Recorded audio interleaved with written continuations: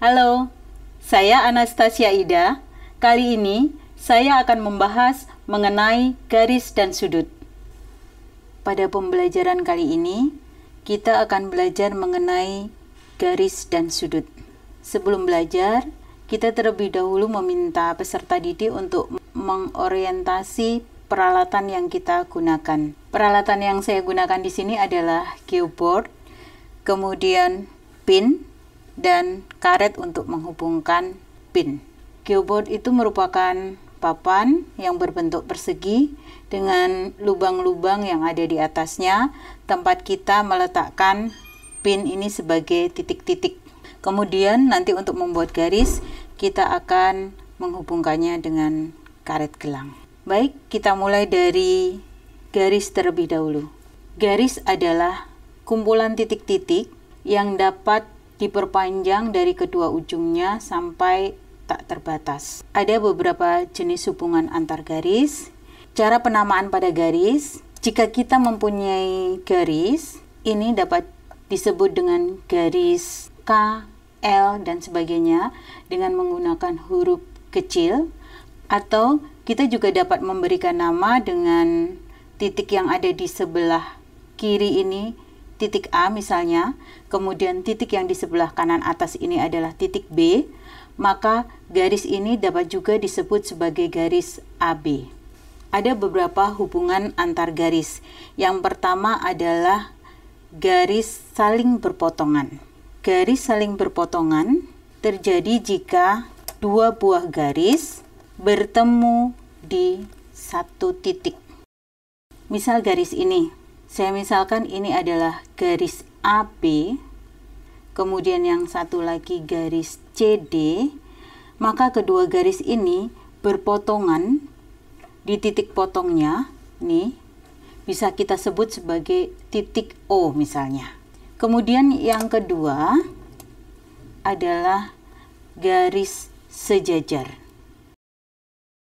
Dua buah garis dikatakan sejajar jika kedua garis ini meskipun diperpanjang tidak akan pernah bertemu di satu titik. Kemudian yang ketiga adalah garis berimpit. Garis berimpit ini seolah-olah tidak tampak dua garisnya, menjadi satu kenampakan berupa satu garis. Padahal sebenarnya dia bisa terdiri dari dua garis, misalnya tadi garis AB dengan garis CD, tetapi saling bertumpuk, maka garis ini disebut saling berhimpit. Berikutnya adalah mengenai sudut.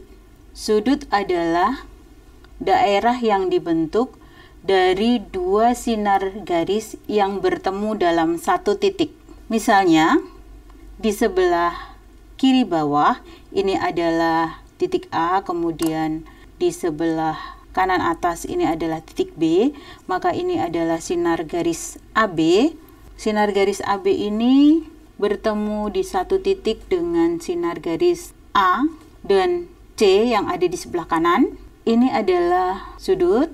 Daerah yang dibentuk dua sinar garis inilah yang disebut dengan sudut. Sedangkan sinar garis ini disebut dengan kaki sudut. Kemudian titik temunya ini disebut dengan titik sudut. Penamaan untuk sudut bisa kita ambil dengan menyebutkan 3 huruf. Titik sudutnya ini berada di tengah-tengah. Jadi kalau tadi kita sebut ini adalah sinar garis AB dan sinar garis AC, maka sudut ini bisa disebut sudut BAC atau boleh disebut saja dengan sudut A, titik sudutnya ya. Ada beberapa sudut yang sudah kita pernah pelajari. Ini hanya sekedar mengingatkan kembali. Yang pertama adalah sudut lancip. Sudut lancip adalah sudut yang besarnya kurang dari 90 derajat. Kurang dari 90 derajat.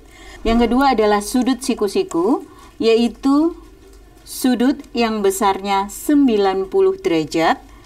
Dan yang ketiga adalah sudut tumpul. Sudut tumpul yaitu sudut yang besarnya lebih dari 90 derajat.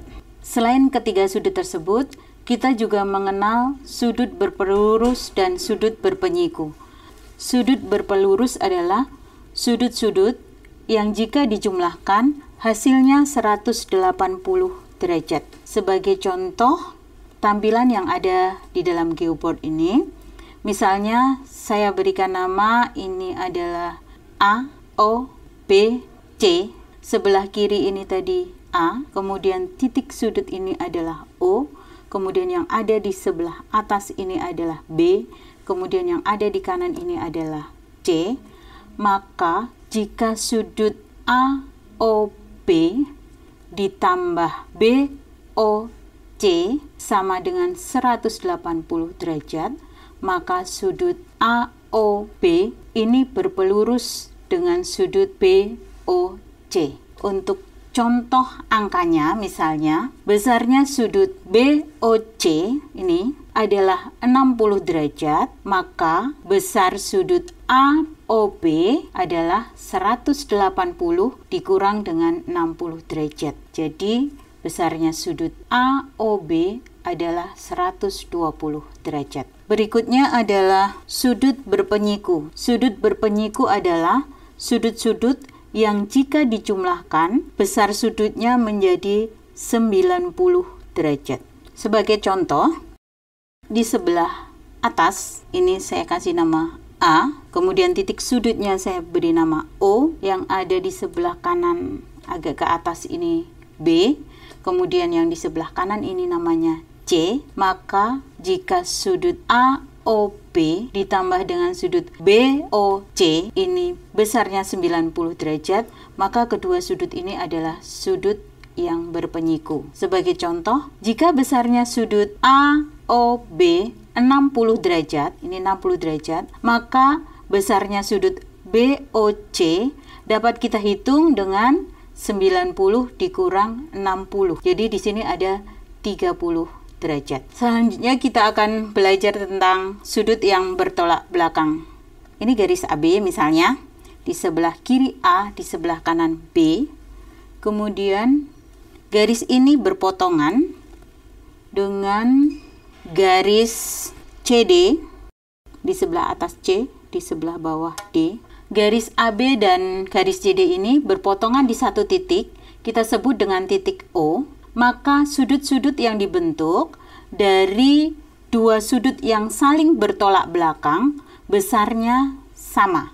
Pada gambar ini berarti sudut AOC besarnya akan sama dengan sudut DOB.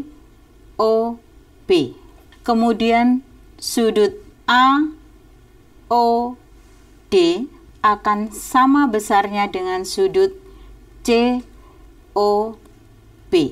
Kalau salah satu dari sudut tadi diketahui, maka kita bisa menghitung besarnya sudut-sudut yang lain. Contoh, misalnya diketahui besar sudut AOD 120 derajat, maka kita dapat tahu sudut-sudut yang lain. Sudut COB besarnya sama, berarti 120 derajat karena sudut yang saling bertolak belakang. Kemudian besarnya sudut AOC itu merupakan sudut pelurus dari sudut COB, berarti besarnya adalah 180 dikurang dengan 120, jadi sama dengan 60 derajat. Nah, sudut yang bertolak belakang dengan sudut AOC adalah sudut DOB, besarnya juga 60 derajat. Selanjutnya kita akan belajar mengenai sudut yang terbentuk pada dua garis sejajar yang dipotong oleh sebuah garis. Kita buat dulu garis sejajarnya. Kita beri nama yang atas sebelah kiri ini titik A, kemudian bawah titik B, kiri bawah, kemudian kanan atas titik C, kanan bawah titik D. Dua garis ini adalah garis yang sejajar. Dua garis ini akan dipotong oleh garis EF. Garis AB berpotongan dengan garis EF di titik O. Garis CD berpotongan dengan garis EF di titik P. Dapatkah kalian menentukan mana sudut-sudut yang mempunyai besar sudut yang sama? Sudut AOE besarnya sama dengan sudut BOF. Sama juga dengan sudut EPC. Sama juga besarnya dengan sudut DPF. Nah, ada satu lagi sudut yang juga besarnya sama. Satu kelompok sudut terdiri dari 4 sudut ya. Yaitu sudut EOB sama dengan sudut AOF sama dengan sudut EPD sama dengan sudut CPF. Apakah bisa dipahami? Sebagai contoh soal. Jika besar sudut AOF sama dengan 100 derajat, berapakah besar sudut AOE? Sudut AOE itu adalah sudut berpelurus dengan AOF. Maka besar AOE sama dengan 180 dikurang 100 derajat sama dengan 80 derajat. Pertanyaan yang kedua, berapakah besar sudut DPF? Besarnya sudut DPF itu sama dengan besarnya sudut AOE karena kedua sudut ini saling bertolak belakang. Maka besar sudut DPF akan sama dengan sudut AOE sama dengan 80 derajat.